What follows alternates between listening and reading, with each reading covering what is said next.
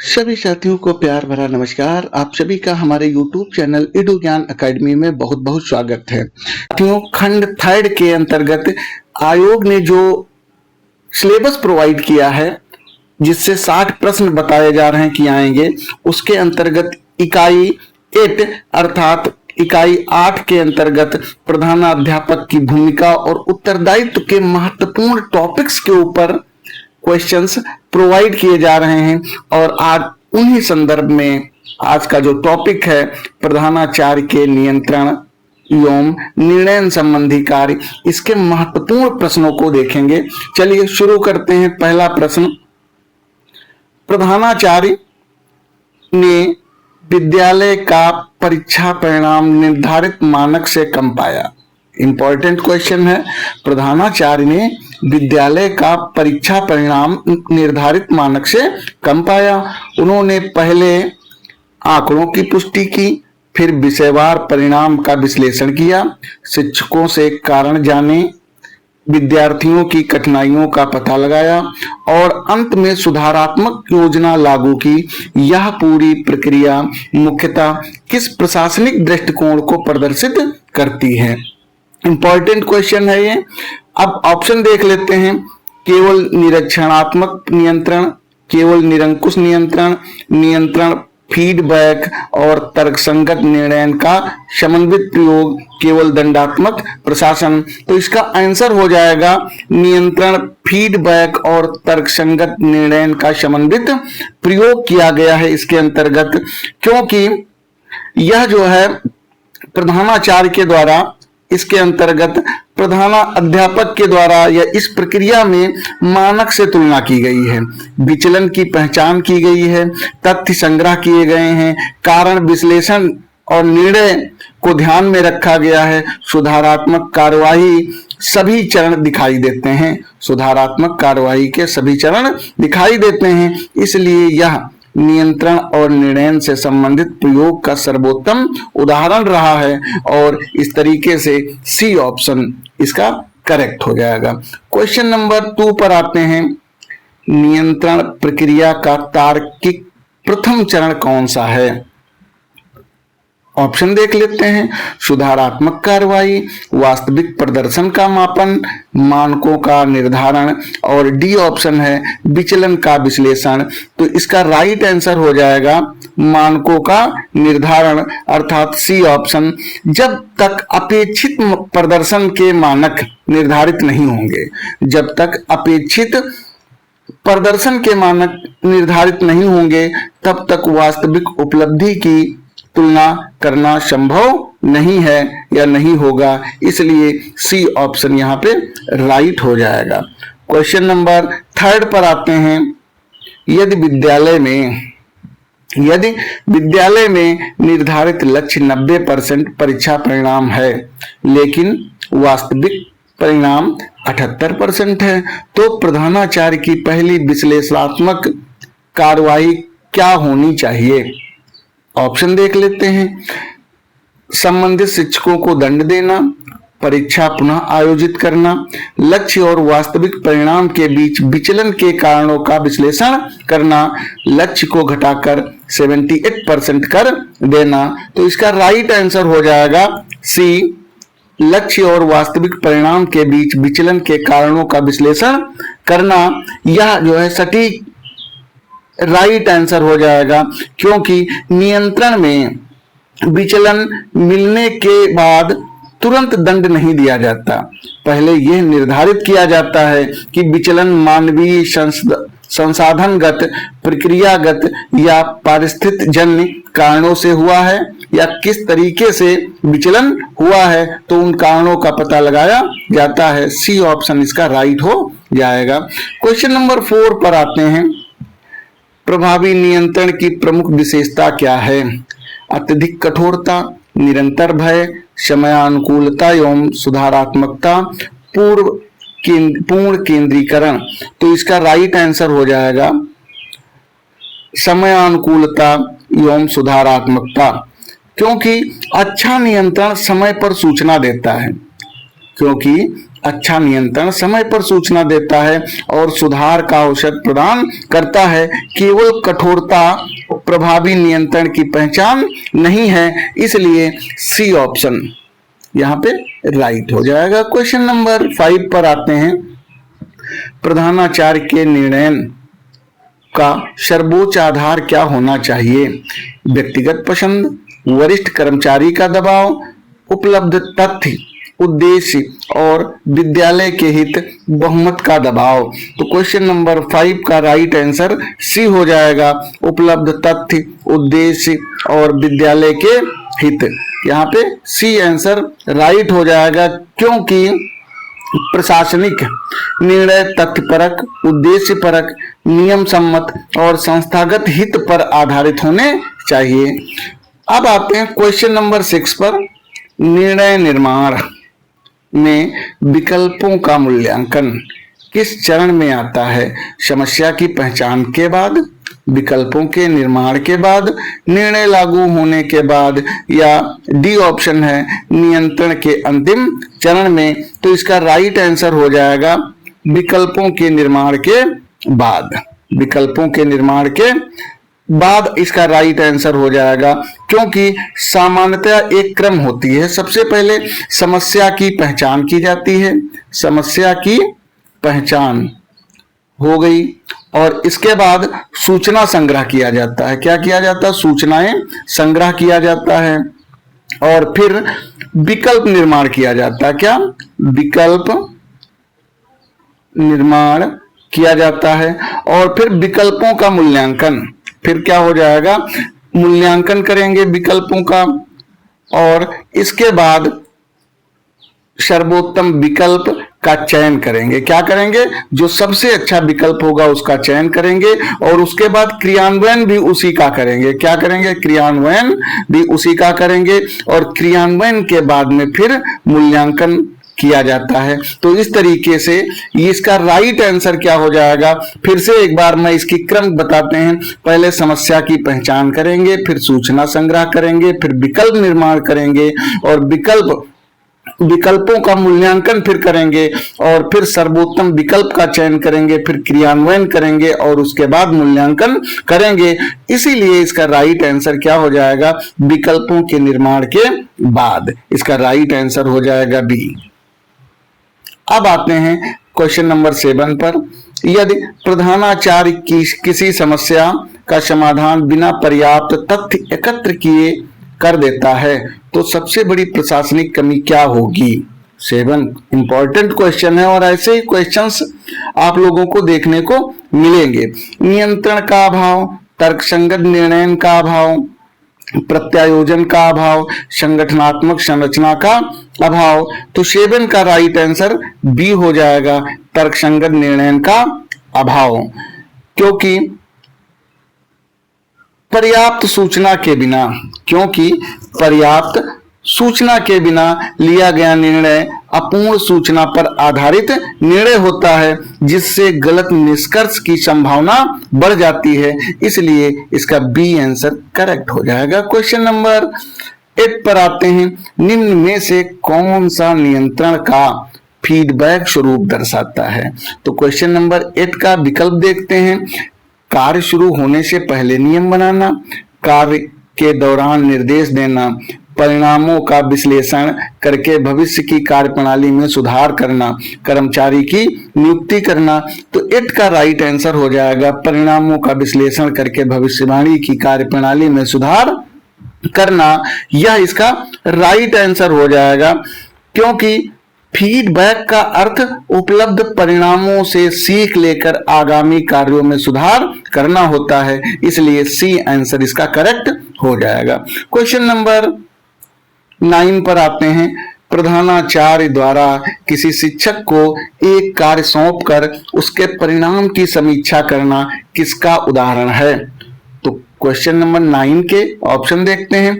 केवल निर्देशन, प्रत्यायोजन एवं नियंत्रण, केवल संगठन, केवल समन्वय। तो इसका राइट आंसर बी हो जाएगा, प्रत्यायोजन एवं नियंत्रण।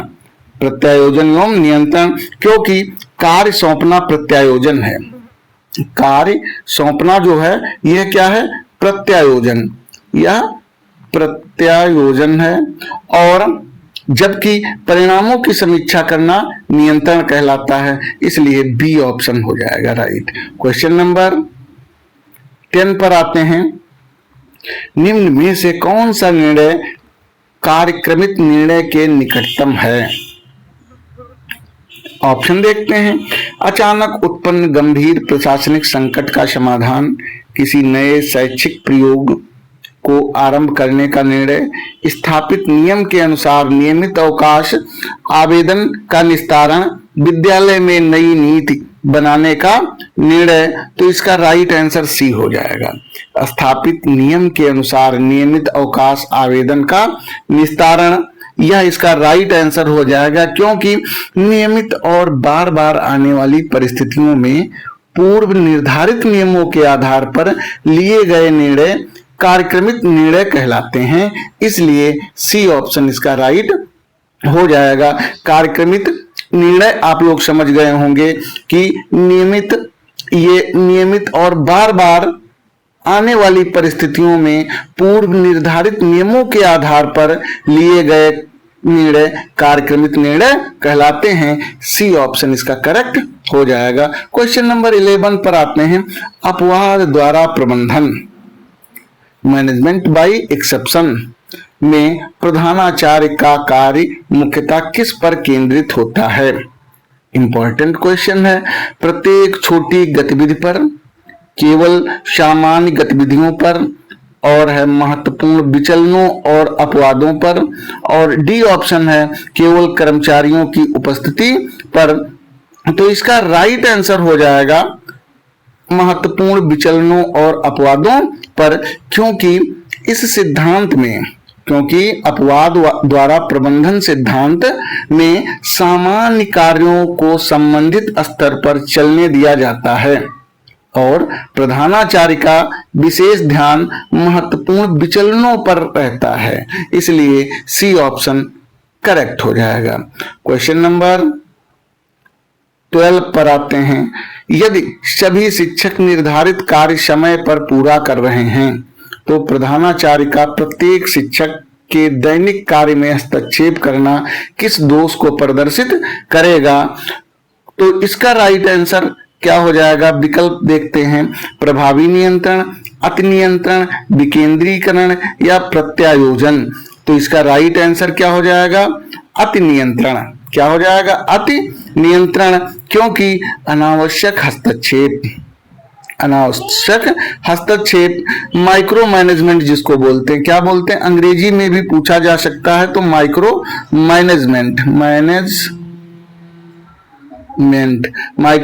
मैनेजमेंट अति नियंत्रण की स्थिति पैदा करता है, जिससे कर्मचारियों की स्वायत्तता और पहल प्रभावित हो सकती है, इसलिए बी ऑप्शन इसका राइट हो जाएगा। क्वेश्चन नंबर 13 पर आते हैं। नियंत्रण में मानक से तात्पर्य है।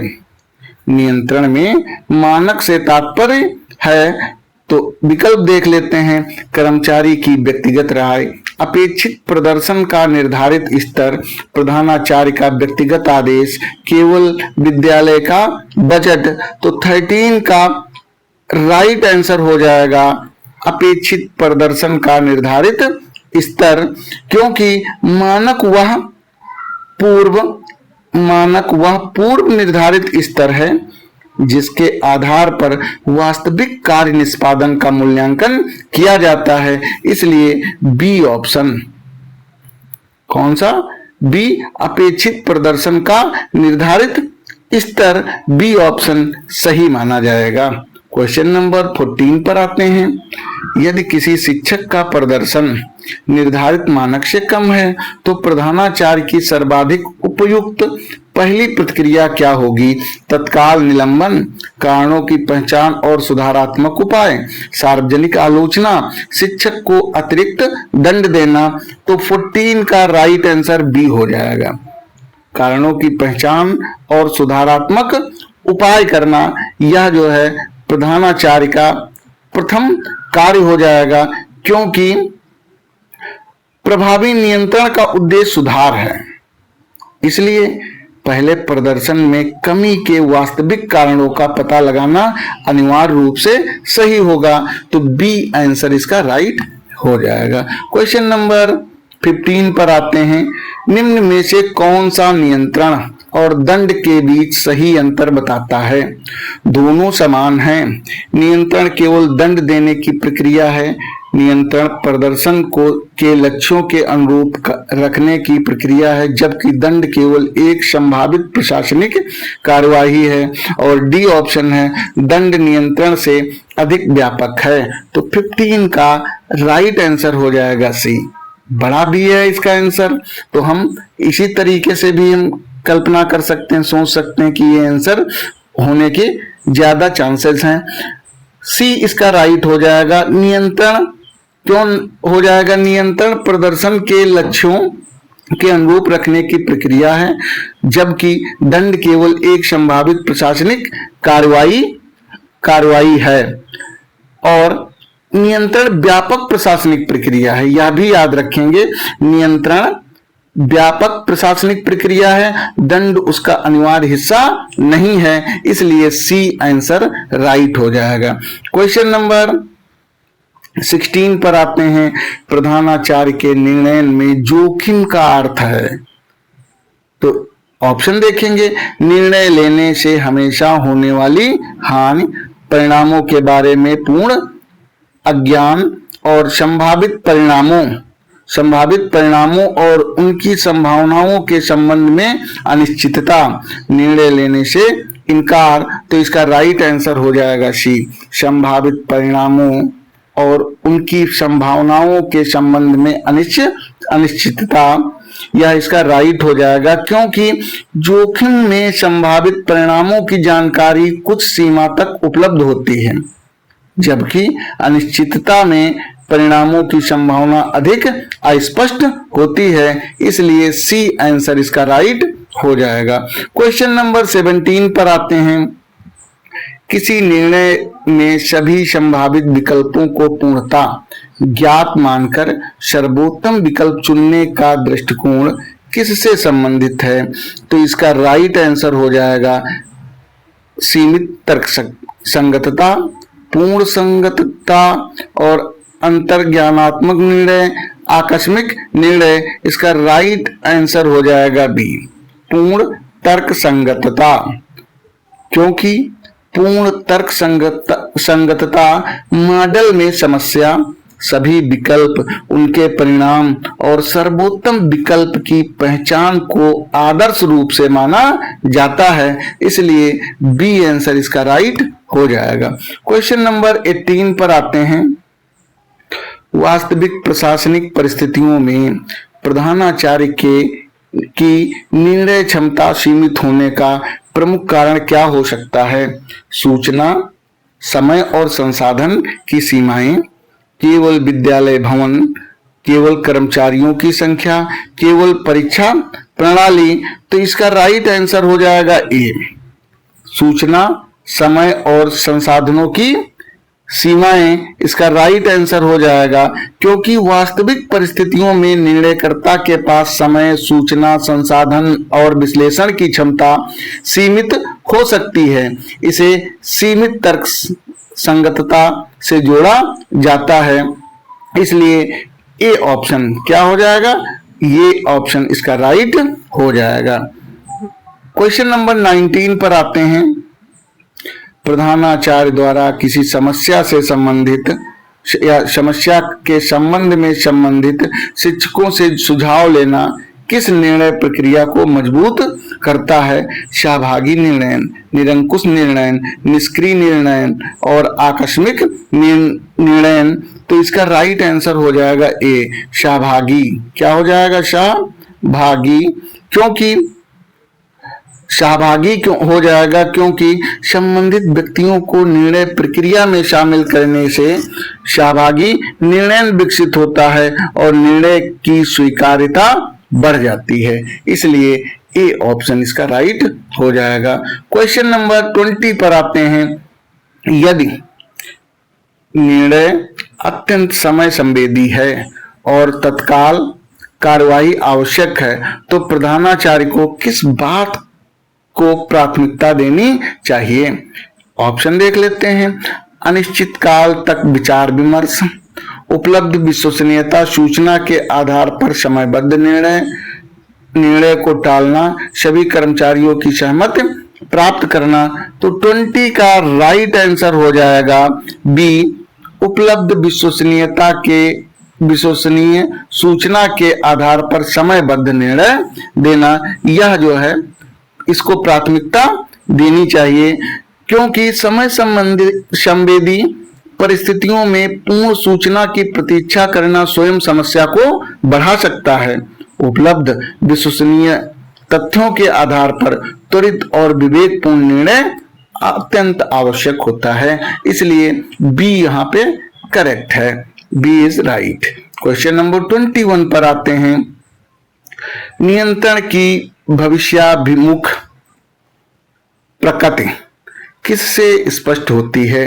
केवल पुरानी गलतियों की गणना, पिछली घटनाओं के आधार पर भविष्य की कार्यप्रणाली में सुधार, केवल वर्तमान उपस्थित देखना, केवल दंड देखना।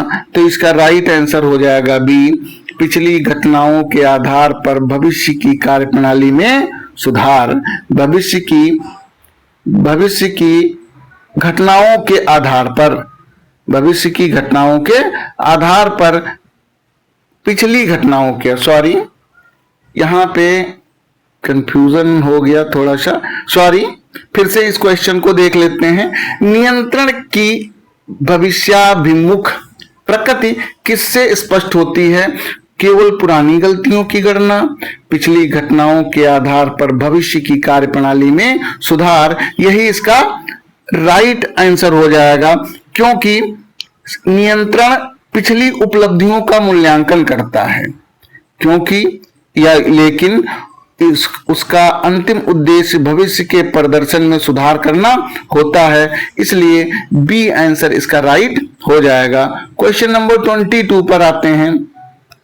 प्रधानाचार्य द्वारा विद्यालय के परीक्षा परिणाम की तुलना पिछले 5 वर्षों के परिणाम से करना किसका उदाहरण है? 22 का राइट क्या होगा? ऑप्शन देख लेते हैं। तुलनात्मक नियंत्रण, पूर्ण विकेंद्रीकरण, औपचारिक नेतृत्व, केवल निर्देशन। तो 22 का राइट आंसर हो जाएगा तुलनात्मक नियंत्रण। क्यों हो जाएगा?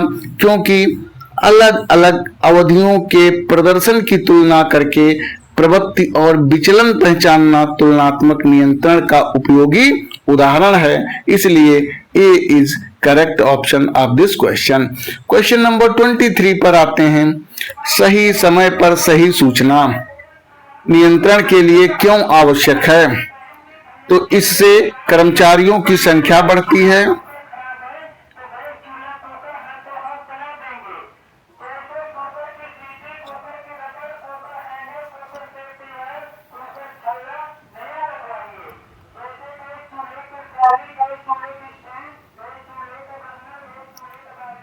सुधारात्मक कार्रवाई समय रहते की जा सकती है और इससे नियम समाप्त हो जाते हैं और इससे निर्णय की आवश्यकता समाप्त हो जाती है। तो 23 का राइट आंसर हो जाएगा बी।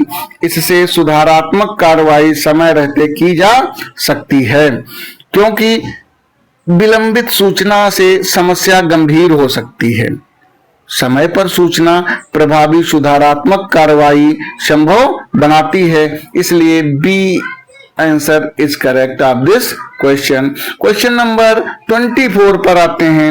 यदि प्रधानाचार्य केवल परिणाम देखकर निर्णय लेता है और प्रक्रिया तथा उपलब्धियों की उपेक्षा करता है, तो यह किस प्रकार की कमी है? संतुलित नियंत्रण, संदर्भहीन मूल्यांकन, सहभागी प्रबंधन और प्रभावी प्रत्यायोजन। तो 24 का राइट हो जाएगा बी, संदर्भहीन मूल्यांकन। क्या हो जाएगा? संदर्भहीन मूल्यांकन इसका राइट आंसर हो जाएगा, क्योंकि केवल अंतिम परिणाम देखना पर्याप्त नहीं होता है।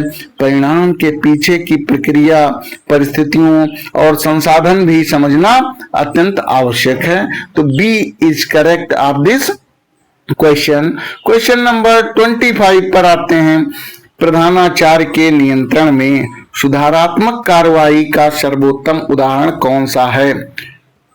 ऑप्शन होते हैं कम परिणाम के कारण बिना जांच शिक्षक को दोषी ठहराना, कम परिणाम के कारण बिना जांच शिक्षक को दोषी ठहराना, कमजोर विषयों की पहचान करके अतिरिक्त शैक्षिक सहायता की व्यवस्था करना, सभी शिक्षकों को चेतावनी देना, परीक्षा बंद कर देना। तो 25 का राइट आंसर हो जाएगा बी, कमजोर विषयों की पहचान करके अतिरिक्त शैक्षिक सहायता की व्यवस्था करना। यह जो है इसका राइट ऑप्शन हो जाएगा, क्योंकि सुधारात्मक कार्रवाई का उद्देश्य समस्या के मूल कारणों को संबोधित करके प्रदर्शन को अपेक्षित स्तर तक ले जाना होता है, इसलिए बी करेक्ट आंसर है। क्वेश्चन नंबर 26 पर आते हैं। किसी निर्णय की प्रभावशीलता का मूल्यांकन मुख्यतः किस आधार पर किया जाना चाहिए? तो 26 का राइट आंसर हो जाएगा सी, निर्धारित उद्देश्यों की प्राप्ति और परिणामों की गुणवत्ता। यहाँ पे सी आंसर राइट हो जाएगा। और क्यों राइट हो जाएगा?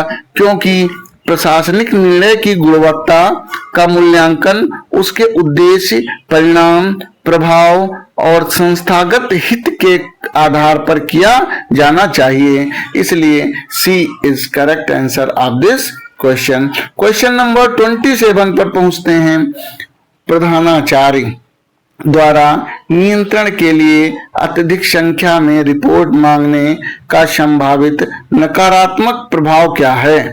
तो 27 का राइट हो जाएगा। ऑप्शन में देखते हैं, सूचना स्वतः अधिक उपयोगी हो जाएगी, प्रशासनिक भार और अनावश्यक कागजी कार्य बढ़ सकता है, निर्णय स्वतः बेहतर होंगे, कर्मचारियों की स्वायत्तता बढ़ेगी। तो 27 का राइट आंसर हो जाएगा बी, प्रशासनिक भार और अनावश्यक कागजी कार्य बढ़ सकता है। यह इसका राइट आंसर है 27 का, क्योंकि अत्यधिक नियंत्रण और रिपोर्टिंग से सूचना अधिभार, समय की बर्बादी और प्रशासनिक बोझ उत्पन्न हो सकता है, इसलिए यहाँ पे प्रशासनिक भार और अनावश्यक कागजी कार्य बढ़ सकता है, राइट हो जाता है। क्वेश्चन नंबर 28 पर आते हैं। यदि किसी विद्यालय में प्रधानाचार्य ने वित्तीय अनियमितता की संभावना देखी तो सर्वाधिक तर्कसंगत निर्णय क्रम कौन सा होगा? दंड, आरोप पहले लगेंगे, फिर दंड दिया जाएगा, फिर जांच होगी, सूचना रिकॉर्ड की जांच, तथ्य सत्यापन, नियमों के अनुसार निर्णय, आवश्यक कार्यवाही। और सी ऑप्शन अफवाह, तत्काल कार्रवाई। और डी ऑप्शन है कर्मचारी से सार्वजनिक स्पष्टीकरण निर्णय। तो इसका राइट आंसर क्या हो जाएगा? 28 का राइट आंसर हो जाएगा बी, सूचना रिकॉर्ड की जांच, तथ्य सत्यापन, नियमों के अनुसार निर्णय, आवश्यक कार्यवाही। यह इसका राइट आंसर हो जाएगा। क्यों हो जाएगा? क्योंकि प्रशासनिक निर्णय में तथ्य सत्यापन और समय सम्मत प्रक्रिया अत्यंत महत्वपूर्ण है, केवल संदेह के आधार पर दंड देना उचित नहीं है। तो बी आंसर इसका राइट हो जाएगा। क्वेश्चन नंबर 29 पर पहुंचते हैं। निम्न में से कौन सा कथन प्रधानाचार्य के नियंत्रण एवं निर्णय के संबंध को सर्वाधिक सटीक रूप से व्यक्त करता है? तो आंसर हो जाएगा इसका नियंत्रण निर्णय का स्थान ले लेता है, निर्णय नियंत्रण को समाप्त कर देता है। और सी ऑप्शन इसका है कि नियंत्रण से प्राप्त सूचना भविष्य के निर्णयों को अधिक तथ्यपरक बना सकती है। और इसका डी ऑप्शन है, दोनों प्रक्रियाएं पूरी तरह स्वतंत्र हैं। तो इसका 29 का राइट आंसर हो जाएगा, नियंत्रण से प्राप्त सूचना भविष्य के निर्णयों को अधिक तथ्यपरक बना सकती है, इसलिए सी ऑप्शन इसका राइट हो जाएगा। नियंत्रण से प्राप्त प्रदर्शन संबंधी सूचना प्रधानाचार्य को भविष्य में अधिक सटीक, समयोचित तथा तथ्याधारित निर्णय लेने में सहायता करती है। C is correct of this question. Question number 30 पर आते हैं।